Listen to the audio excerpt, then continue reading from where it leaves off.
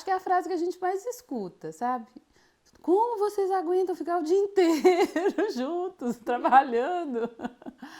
Mas a gente aguenta. Não, é interessante, porque é difícil ficar junto de alguém que você não combina de jeito nenhum, né? Que você pensa completamente diferente. Seria terrível, que você tem outras escolhas. Seria uma convivência insuportável, né? Quando você tem divergências de toda a ordem, é muito pior. Então, como a gente combina em muitas coisas, a arte e a arte é um elo entre nós dois, é uma coisa que nos une também, então isso tudo facilita. Dividir o ateliê é dividir o casamento, né? A gente não tem uma vida assim do tipo casal é aqui, profissional é aqui, Tudo junto, é misturado. tudo junto. É tudo ao mesmo tempo, no mesmo instante, no mesmo minuto. É cósmico, né, Marilda? Tem hora que acontecem explosões, tem hora que acontece, que se descobre um planeta azul, né? E, mas é muito bom, porque a gente troca informações, né? Um dia combinou, né? Um ouve a opinião do outro sobre o nosso trabalho, mas nenhum dos dois tem obrigação de aceitar, né? Nelson tem um livro que eu amo, um livro que eu adoro, O Árvore do Brasil, que eu fiquei na cola dele o tempo todo para ele mudar o livro, o final. Dando palpite, né? Põe isso aqui, muda, não, assim não. E uma hora ele cansou e falou, vai ficar do jeito que eu quero. E do jeito que ele quis, né? E terminou, o livro é fantástico. Aí depois que você vê que o seu olhar é diferente do olhar, as suas soluções não são a do outro. O que a Marilda me apresenta de pesquisas, né, é completamente diferente do que eu procuraria, né? E vice-versa. Acho que é muito comum quem ilustra sempre falar que passou uma infância desenhando, né? E comigo não foi diferente, não. E aí depois eu fiz magistério, eu dava aulas para crianças. Nesse meio período, nesse meio tempo, frequentava muito a Miguelin, a livraria Miguelin, em Belo Horizonte, né? E foi na Miguelin que eu conheci literatura infantil e escritores, né? Bartolomeu Campos Queiroz, Paulo Bernardo, que é ilustrador, Ana Raquel.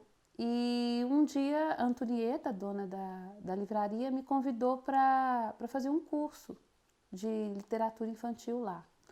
Bom, daí para frente desse curso eu vi que eu fui fisgada pela ilustração, né?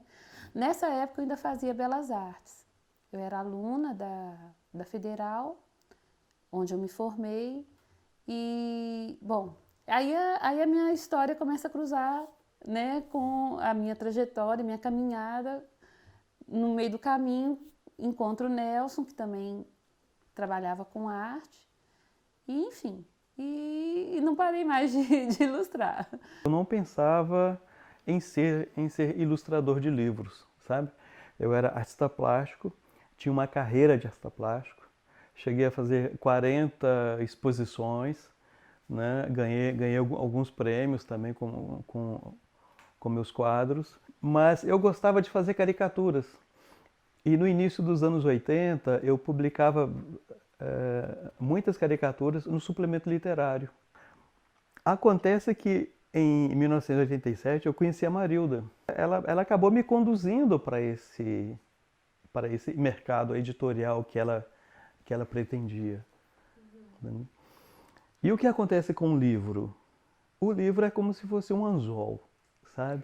Ele pesca, sabe? Ele te envolve. Se as artes plásticas têm têm uma natureza, o livro tem outra completamente diferente. Né? E eu gostei do livro, porque o livro vai até o público, vai até o público mais pobre, classe média. A obra de arte chega nessas pessoas através do livro. Eu acho que o livro assim, é o objeto mais democrático e anarquista que existe, porque ele é livre. Você pode fazer o livro que você quiser, expor o pensamento que você quiser. Você pode trabalhar o livro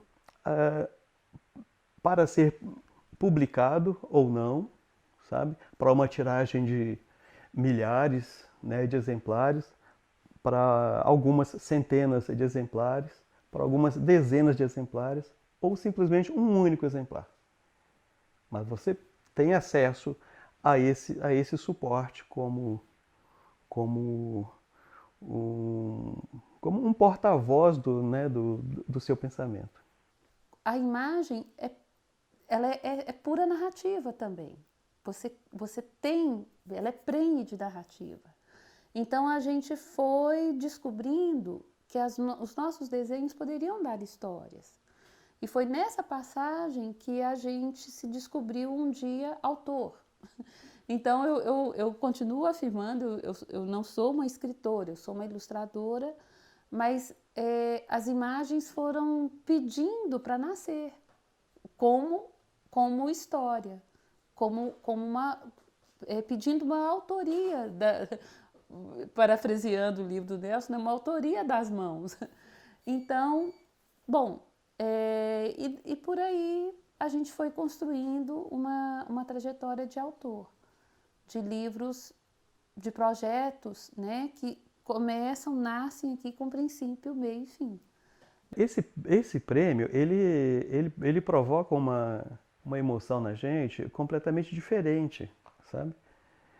Não sei se pela escultura, né, do jabuti, e pela tradição, né, também do prêmio, que esse ano o prêmio fez 60 anos, né? E é o prêmio de literatura mais tradicional, né, do Brasil, né? Então, assim, é uma emoção que não dá para traduzir, sabe? É como se fosse o primeiro. Se o livro é conhecimento, se ele pretende dialogar com o leitor, levando, né, assim, ao leitor o que o leitor aguarda, né, assim, de algo novo para ele crescer, para ele refletir, debater, né? Eu digo assim, que eu caminhei muito pouco. Eu quero fazer muito mais livros para permanecer nessa caminhada, sabe? Que o livro propõe, né? Então a história fica assim, a história começa e quando termina a última ilustração, quando a gente fecha a última frase, né, é necessário começar outro. A criação não termina. Eu acho que é até melhor. Quanto mais conhecimento, nem é conhecimento, quanto mais a gente acumula de vivência, né, ou de dia, um dia após o outro, quanto mais a gente acumula, uma hora você tem que transformar isso em alguma coisa. Você não pode, esse acúmulo não pode ser um peso. Você canaliza na criação, né? Não existe idade, né? Aí a gente descobre que não existe, sabe? O ato de refletir, o ato de pensar sobre os personagens, as histórias, isso é estimulante a tal ponto que essa ideia de novo, de velho, sabe, de intermediário, isso não existe mais. Eu prefiro pensar, né, que a gente não tem um tempo pré-determinado, né? Então, com os 40 eu vou estar super ativa, com 60 eu vou estar aposentando, com 90 eu vou estar fazendo tricô. Não, nada disso. Então eu descarto isso tudo e eu pretendo continuar criando as minhas histórias. Não tem um calendário,